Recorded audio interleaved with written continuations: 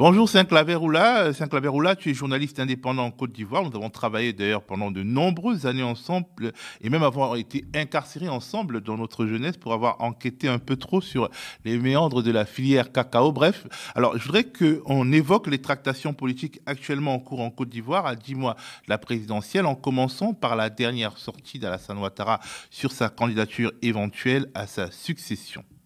Il y a 5 ans, exactement en 2020, j'indiquais au corps diplomatique qu'il était de mon intention de ne plus être candidat parce que j'estimais qu'il fallait passer la main à une nouvelle génération. Aujourd'hui, je peux vous dire que j'ai bien fait d'accepter la proposition de mon parti. À la date d'aujourd'hui, je n'ai pas encore pris de décision, mais je peux aussi vous rassurer que je suis en pleine santé et désireux.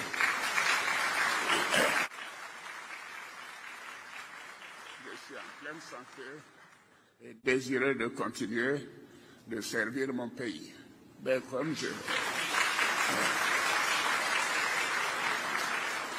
mais comme je l'ai également dit, mon parti dispose d'au moins une demi-douzaine de candidats qui sont dans cette salle. Alors la première question que j'aimerais te poser, c'est pourquoi Alassane Ouattara ne sort-il pas du bois tout en laissant entendre assez clairement qu'il pourrait bien se présenter? Est-ce que c'est un ballon d'essai? Oui, un ballon d'essai, parce qu'il faut dire qu'il y a quand même eu des antécédents antérieurs. En 2020, sa candidature avait fait l'objet de nombreuses polémiques. D'abord, il avait dit qu'il ne se présenterait pas. Et devant le Congrès, il a dit ouvertement, et là-dessus, il avait même été félicité par le président Emmanuel Macron, qui est l'un de ses alliés. Ensuite, il y a eu un rétropédalage suite au décès de celui qui avait été coopté pour lui succéder, à savoir Gon Coulibaly. Ancien Premier ministre Amadou Gon Coulibaly. Amadou Gon Coulibaly, ancien Premier ministre. Déjà, il faut dire que avant même cette candidature, il y a eu de nombreuses contestations de l'opposition menées par l'ex-président Henri Konan Bédié. Il disait que la nouvelle constitution ne permettait pas au président Alassane Ouattara de se présenter. Et même à cette époque-là, son conseiller, le ministre Cissé Ibrahim Bakongo, avait clairement dit qu'il ne fallait pas s'attendre à une candidature du président Alassane Ouattara, parce qu'il a été l'une des chevilles ouvrières de cette candidature-là, plutôt cette constitution. Donc, dans la nouvelle constitution, il y a eu une disposition qui disait que toutes les dispositions contenues dans l'ancienne constitution sont applicables dans la nouvelle constitution. Or, dans l'ancienne constitution, il est dit que tout président devait avoir un mandat renouvelable une seule fois. Donc, dans l'ancienne constitution, il était clair que Alassane Ouattara avait fait ses 2 mandats. Donc, dans la nouvelle constitution, il ne devait pas se présenter. Donc, tout était clair dans l'esprit des Ivoiriens jusqu'à ce que lui-même, il vienne devant le Congrès à Yamoussoukro déclarer qu'il n'allait pas être candidat. Et donc, sa candidature, sa 3e candidature a suscité vraiment une vive polémique au niveau de la Constitution. Et voilà que cette année, il est rattrapé par ses propos, il est rattrapé par un certain nombre de faits que lui-même, il a étalé sur la place publique. Dernier fait, il a dit qu'il souhaitait que eux qui sont les 3 grands ne se présentent pas, à savoir Henri Konan Bédié, lui Alassane Ouattara et le président Laurent Gbagbo, les 3 grands qui se sont battus en griffe pour la présidence de la République.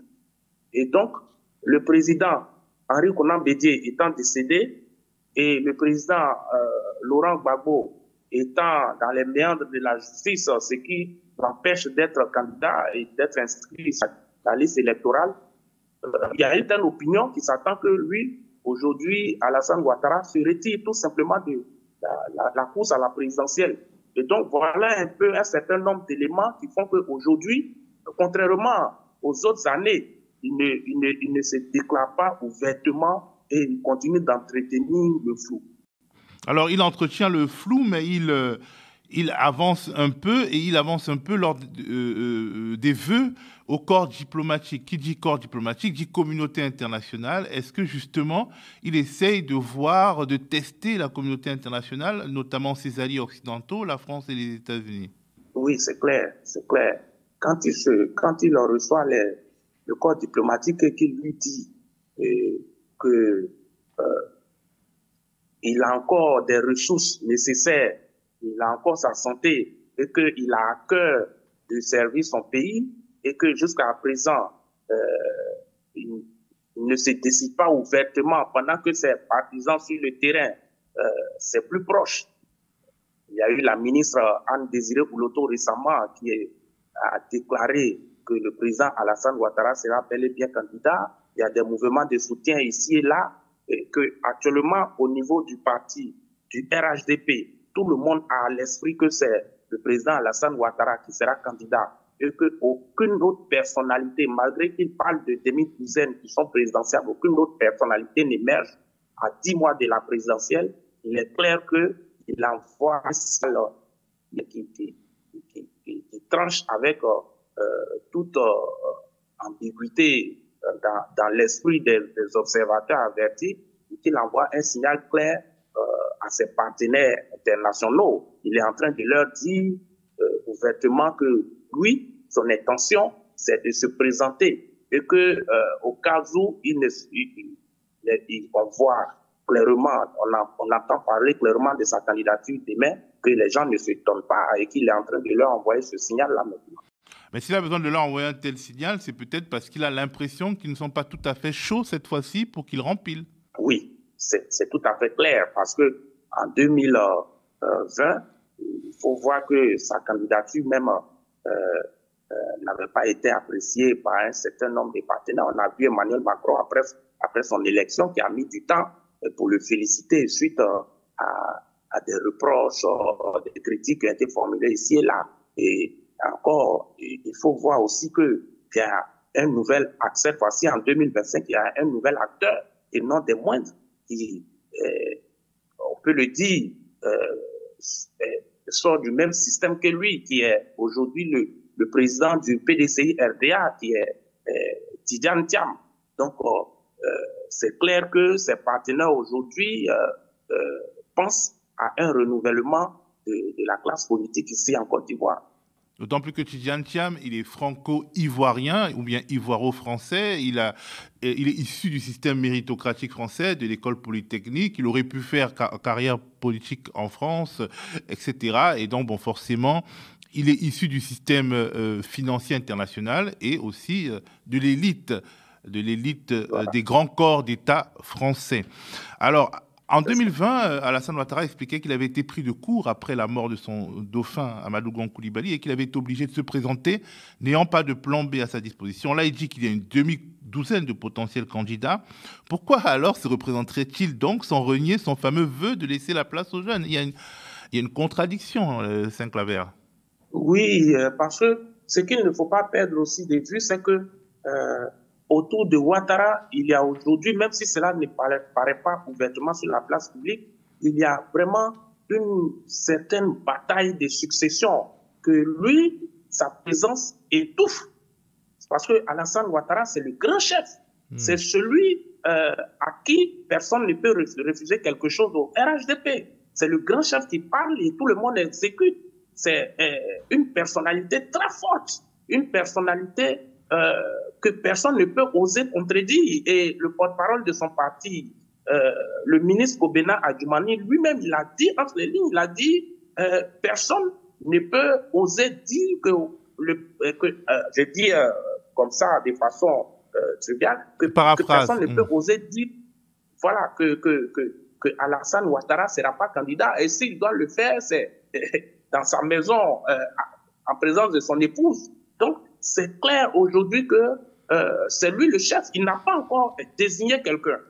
Comme il le dit, effectivement, il y a une demi-douzaine de personnalités présidentiables au niveau de son parti. Il y a le ministre, l'ex-premier ministre Patrick Achi qui vient de nommer récemment. Il y a l'actuel ministre de l'Assemblée nationale, Adama Bictogo. Président de l'Assemblée nationale. Voilà, l'actuel président de l'Assemblée nationale, autant pour moi. Donc, il y a des personnalités. Lui-même, il le dit, mais...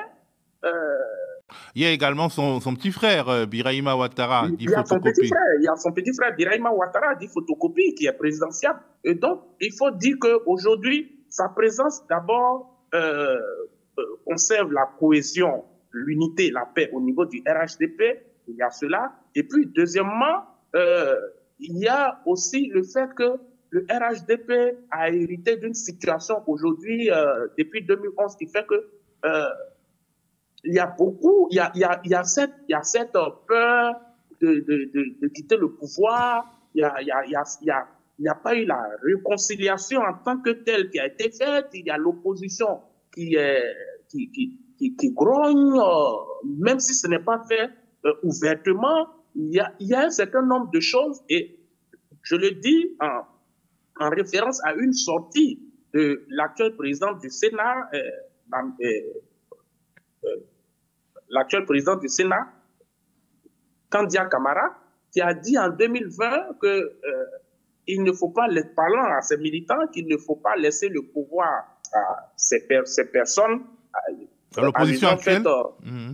Voilà, à l'opposition, allusion faite au camp Gbagbo, et que s'il arrivait qu'il laisse le pouvoir, il pourrait y avoir des représailles. Donc, tout cela mis l'un dans l'autre, je pense qu'aujourd'hui, le RHDP est dans une posture de conservation du pouvoir pour éviter un certain nombre de règlements de compte, parce qu'eux-mêmes, ils le reprochent au camp Gbagbo. Et quand le camp Gbagbo dit on va jouer le match retour, que le 6 va devenir 9, tout de suite, le camp Ouattara interprète cela comme une envie de règlement de compte quand le PPACI, je vais dire, les Gbagbo et son camp viendra au pouvoir. Donc, voilà un ensemble d'éléments qui fait aujourd'hui que le président Alassane Ouattara, comme le demandent ses partisans, doit rester là encore au pouvoir pour essayer de colmater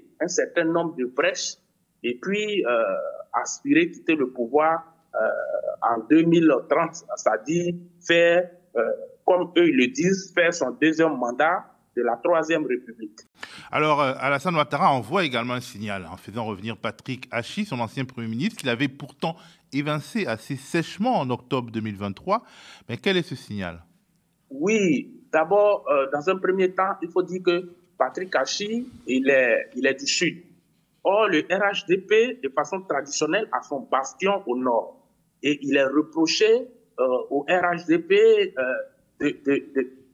d'avoir uniquement des grandes personnalités, des élus majoritairement du Nord. Et que le Sud soit un peu délaissé et que le RHDP ne soit pas un parti national. Donc aujourd'hui, en faisant revenir Patrick Achi, qui a été Premier ministre et dont le limogeage a laissé un arrière-goût amer à un certain nombre de ses partisans et aussi dans sa zone, parce qu'il faut le dire, Patrick Achi, il a été élu président du conseil régional dans sa zone, et il y a son épouse aussi qui a été élue maire dans la même zone.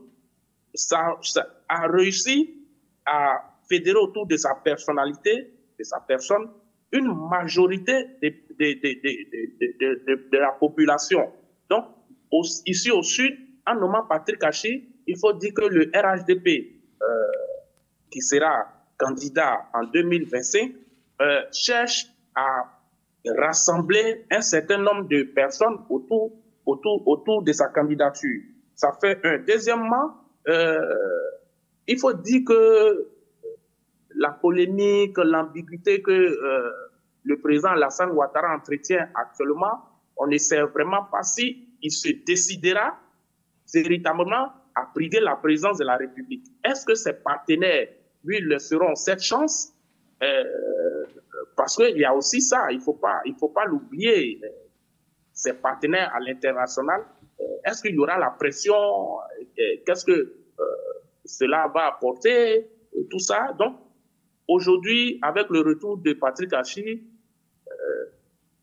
une certaine opinion pense qu'il pourrait être coopté pour porter la candidature du RHDP. Mais cela est encore dans l'ordre des rumeurs. Et donc, voilà comment les gens voient aujourd'hui le retour de Patrick Achi que le président Alassane Ouattara avait débarqué. Mais il faut dire qu'après son limogeage de la primature, il a tenu à nommer une autre personnalité du Sud qui est l'actuel Premier ministre Begré Mambé, qui lui est originaire de la Lagune, qui est un ébrier, terre sur laquelle se trouvent les institutions de la République. Alors, le président ivoirien a tenu à indiquer que la paix et la stabilité seraient maintenues en 2025 en dépit des échéances électorales, mais du côté de l'opposition, les mots s'élèvent et son vieux rival, l'ancien président Laurent Gbagbo, à la fois inéligible et non inscrit sur liste électorale par le fait d'une décision de justice controversée, le traite désormais d'ingrat et réveille les vieux dossiers. Il explique notamment comment il a fait d'Alassane Ouattara, longtemps inéligible au regard de la Constitution, un candidat en 2010. C'est moi qui ai pris l'initiative de dire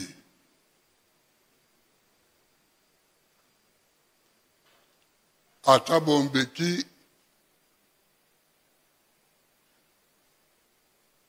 frère,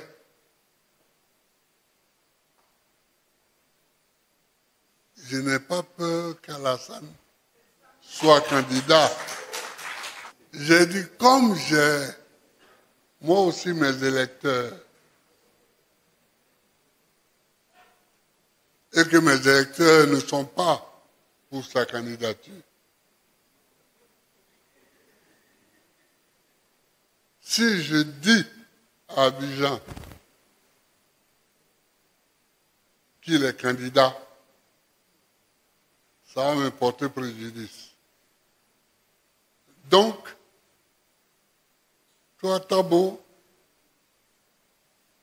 écris-moi une lettre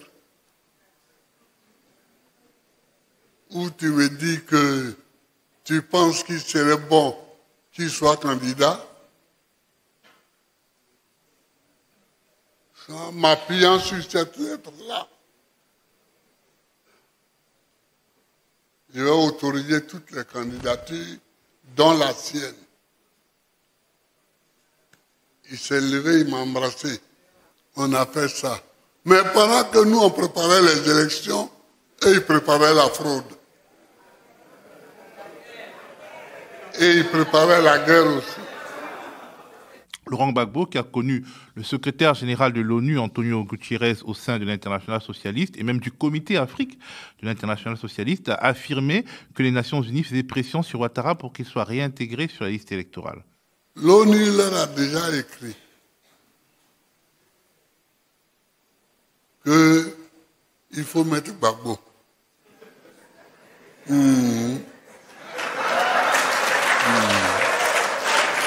L'ONU leur a déjà écrit qu'il faut mettre Gbagbo. Parce que moi, je m'amuse beaucoup quand je vois les gens dire oui, je connais un tel m'a écrit, je connais un tel, mais on se connaît tous.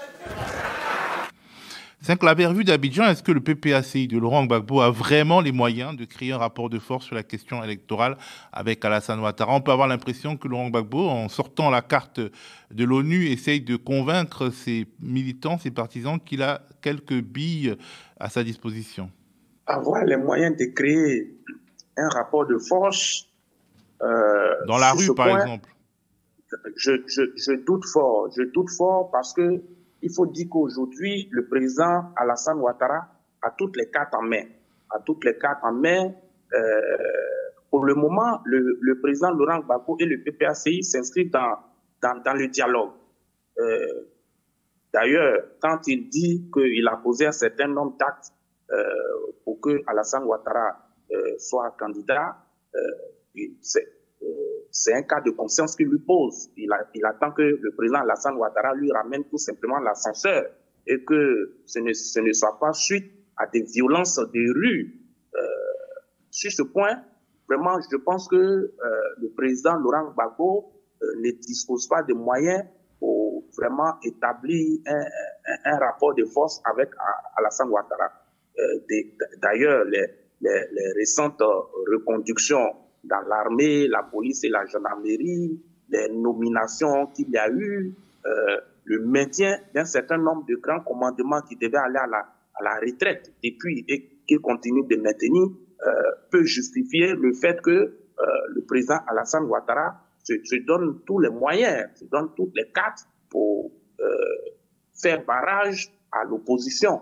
Et donc, sur ce plan, je pense que l'équilibre des forces n'est pas établi. Le PPACI, à un moment donné, a tenté certaines actions qui ont été réprimées, et donc aujourd'hui, s'attend à ce que la communauté internationale, le président Laurent Gbagbo fait bien déjà de le faire remarquer, de le dire à ses partisans. Mais je pense que il faut aujourd'hui avoir pour le président Laurent Gbagbo une diplomatie active qui va faire fléchir le président Alassane Ouattara et prendre une amnistie en sa faveur pour qu'il soit inscrit sur la liste électorale et qu'il puisse être candidat à cette élection présidentielle de octobre 2025 qui s'annonce à l'ONU.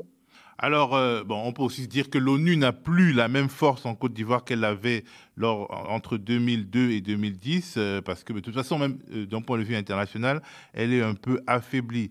Si Alassane Ouattara est candidat, comme cela semble désormais hautement probable, et Laurent Gbagbo hors jeu, que peut Tidjane Thiam face au rouleau compresseur de la machine RHDP?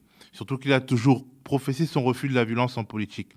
Alors d'un côté, si Laurent Gbagbo n'est pas candidat, Tidjane Thiam devient le candidat de toute l'opposition, c'est-à-dire d'une grande partie de l'opposition. Ça lui donne des électeurs potentiels parmi les bagbistes qui ne peuvent pas exercer leur droit de vote et le destiner à leur mentor. Mais quelque part, un face-à-face, ça peut aussi créer de la démobilisation et surtout, ça peut créer les conditions de tension, alors que Tidjane Thiam dit, lui, il est contre la violence en politique. Ça, c'est l'un des défis que le PDCI, généralement, et Tidjane Thiam, de façon particulière, doivent relever. C'est un véritable défi et je pense qu'il leur reviendra, au cas où la candidature du président Laurent Gbagbo est écartée, c'est un défi de pouvoir rassembler l'opposition, c'est-à-dire le PPACI, EGC de Simone et Yves Gbagbo, le COJEP de Charles Blé Goudé, et un certain nombre de choses. En ce moment-là, c'est un véritable défi qu'il doit relever, fédérer tous ces acteurs autour de lui et voir comment discuter. Déjà, le président Laurent Gbagbo a lancé l'appel de Gaulois, que tout le monde interprète à sa façon, c'est-à-dire que les gens se mettent autour de lui pour qu'il soit candidat. Il ne l'a pas dit ouvertement. D'ailleurs, le président de ce parti, Danon Diédié, est en train de concerter les autres acteurs de l'opposition pour essayer de voir comment ils fédèrent leurs actions, leur énergie. Mais déjà, il faudrait que, sur le plan international, Tidjane Thiam, il est déjà bien positionné. Et maintenant, il faut, sur le plan local, avoir une politique, comme je le disais tantôt, pour fédérer tous les acteurs autour de sa personne.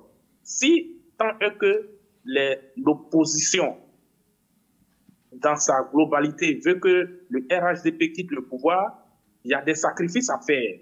Et donc, il faudrait que les uns et les autres fassent ces sacrifices, se mettent ensemble, essayent de mobiliser leurs militants dans ce sens pour amener le président Alassane Ouattara à quitter le pouvoir. Et je pense que l'une des actions, et non des moindres, c'est une élection transparente, c'est-à-dire des électeurs qui existent véritablement.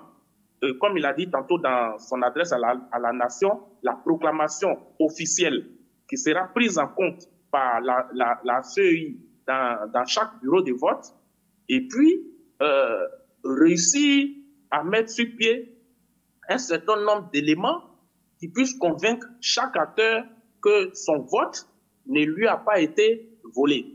Donc ça, c'est un premier élément. Et c'est d'ailleurs dans ce sens-là, s'il va dans ce sens, il fait fi de la violence, comme il a dit, et que les choses sont organisées de façon transparente, après, à l'issue de ces élections, tout le monde saura si c'est le président Alassane Ouattara qui gagne ou si c'est lui qui gagne. Tout le monde le saura et le vainqueur ou le vaincu va appeler le vainqueur pour le citer. Ce qui n'est jamais arrivé en réalité dans ces conditions en Côte d'Ivoire depuis le début du multipartisme. Merci beaucoup, Saint-Claver Oula. On va bien entendu analyser et observer la situation en Côte d'Ivoire durant toute cette année 2025.